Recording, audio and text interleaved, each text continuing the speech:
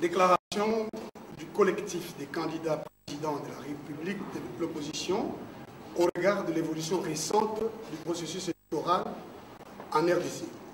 Nous, candidats présidents de la République de l'opposition politique, réunis en collectif à Kinshasa, en RDC, en date du 12 novembre 2018, en vue d'examiner l'état du processus électoral à la lumière du comportement du président de la République sortant, du FCC et de leurs candidats qui, outre l'utilisation des services publics et du personnel de l'État aux fins de propagande en faveur d'un candidat, s'obstinent à imposer aux Congolais une parodie électorale le 23 décembre 2018.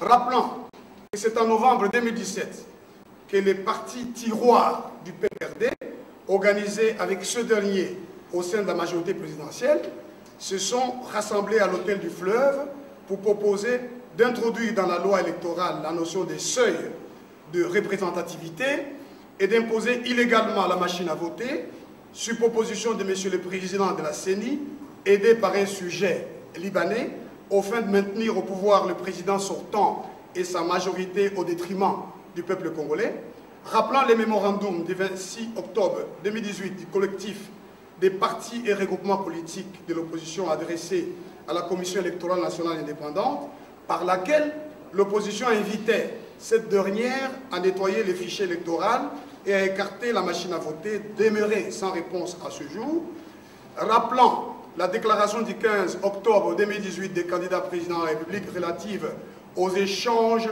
organisés par la CENI dans le cadre dit des concertations avec les candidats présidents de la République, rappelant les mémorandums du 4 octobre 2018 du collectif des candidats présidents de la République se rapportant à la situation politique du pays en lien avec les processus en cours destinés à la délégation du Conseil de sécurité des Nations Unies en visite en RDC, rappelant la déclaration du 2 octobre 2018 des candidats présidents de la République en rapport avec les processus électoraux en cours.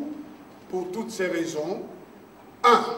Décidons, s'agissant de l'utilisation des services publics et du personnel de l'État au service de la propagande du candidat du pouvoir sortant, conformément aux dispositions de l'article 36 de la loi électorale, de saisir l'institution compétente par requête en radiation du dit candidat.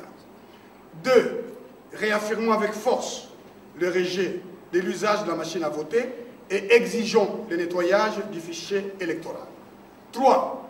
Appelons, sur le fondement des dispositions des articles 5 et 64 de la Constitution de la République, le peuple congolais à s'opposer par tous les moyens, notamment par des manifestations publiques, à la parodie d'élections tendant à lui imposer d'être dirigé par un président de la République, des sénateurs et des députés irrégulièrement élus. 4. Appelons à l'unité de l'opposition en vue de défendre et de soutenir la tenue des élections libres, démocratiques, transparentes, le 23 décembre 2018, sans la machine à voter, sans les fichiers électoraux corrompus. 5. Restons saisis de toutes les questions sus-évoquées. Faites à Kinshasa le 12 novembre 2018, les candidats présidents de la République de l'opposition membres du collectif, en synergie avec la MOUCA, 1. Théodore Ngoï Senga, candidat président de la République numéro 12. 2. Professeur Trifon Kinkei Moulumba, candidat président de la République indépendant numéro 7. 3. Sylvain Maurice Maseke Ngera-Kwei, candidat président de la République numéro 9. 4.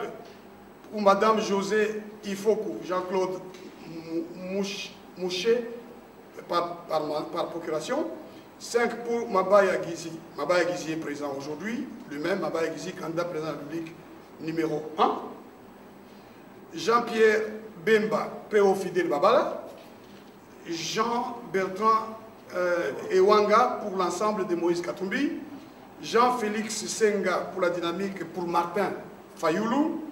Et Adolphe Mouzito pour Nouvel Élan, professeur Kassongo Numbi. Il faut respecter d'abord leur position. Ce qui est déplorable, c'est que des hommes d'État de leur niveau puissent se désengager à quelques heures après avoir affirmé haut et fort de soutenir un de leurs. Je me souviens encore du discours de Félix pendant le meeting que j'ai eu à modérer. Il a été clairement dit, c'est lui qui le dit, que les bases de nos partis ne puissent pas déranger ou perturber le choix qui sera fait pour les candidats communs. C'était lui qui a donné des leçons. Mais c'est déplorable. Est-ce que c'est une chance pour nous? C'est possible. Parce que nous avons été gérés par des gens qui ne maîtrisent pas leur base. Et je pense que quand on devient homme d'État, il faut tout faire pour être au-dessus de la mêlée, au-dessus de sa famille, au-dessus de sa tribu, au-dessus de sa province, pour composer l'État, pour diriger l'État. Bon, ils ont peut-être des raisons que je ne saurais pas aujourd'hui perquisitionner, mais je dis que ce qui est intéressant, c'est la joie qu'éprouve notre peuple. Moi, je viens de Goma. Je peux vous dire, les gens que j'ai côtoyés, des dames, des hommes, des messieurs, ils m'ont dit que le choix de M. Fayulu, d'abord, ils ont félicité le leader de l'opposition pour la sagesse et la maturité, parce que lorsqu'un président du parti se déplace pour une mission bien connue de tous, au moment où il a pris le 12 septembre, vous prenez un engagement. En Afrique du Sud, vous prenez un engagement qui va dans le même sens, et au dernier moment, vous vous rebiffez, bah, il y a un problème. Il s'agit de quelle base? Entre nous soit dit. Cette base-là qui incrimine Jean-Pierre Bemba et Moïse Katumbi. Il s'agit de quelle base? Quelques individus?